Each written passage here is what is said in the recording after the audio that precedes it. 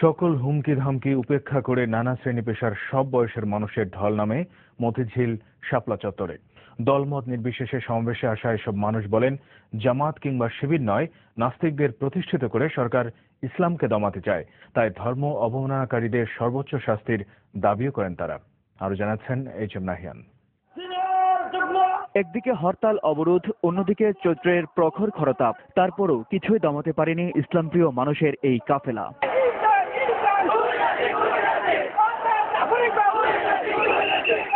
Long March প্রতিহতে যান চলাচল বন্ধ করে দেওয়া হলেও জিকিরের সাথে পায়ে হেঁটেই সমাবেশে আসেন নবীপ্রিয় তৌহিদি জনতা।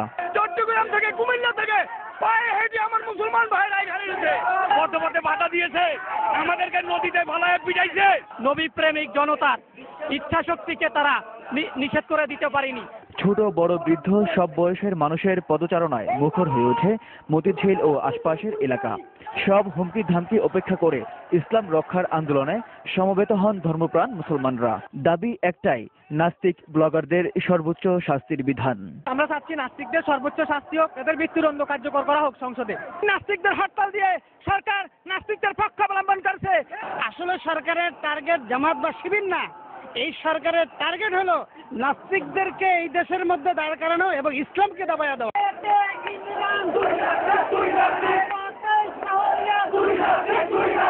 কাউকে ক্ষমতায় বসানো কিংবা ক্ষমতাচ্যুত করতে নয়, উদ্দেশ্য আল্লাহর আইন বাস্তবায়ন। কোনো রাজনৈতিক ব্যানার নয়, শুধু নাস্তিকদের ফাঁসি দেওয়ার জন্য বাংলাদেশে একত্রিত হয়েছে। এটা কোনো রাজনৈতিক উদ্দেশ্য নয় এবং এটা কোনো পার্থিব উদ্দেশ্যে আমরা করতেছি না। আল্লাহর নবীর রাজমন্ত্রী আল্লাহ তাআলার সন্তুষ্টি হাসিল করার জন্য আমরা করতেছি। আমলিক বিএনপি কোনো দল বুঝি না, যে নবীর বিরোধিতা নিব তার কোনো ক্ষমা নাই। তাকে ফাঁসি না দেওয়া পর্যন্ত এই রাজপথ ছাড়বো না আমরা। তৌহিদি জনতার দাবি, ইসলাম রক্ষায় সরকারের সঠিক চেতনা জাগ্রত না হওয়া পর্যন্ত তারা রাজপথ ছাড়বে না। ইসলামপ্রিয় জনতার পদচারণায় গণজোয়ারে রূপ নিয়েছে পুরো এলাকা।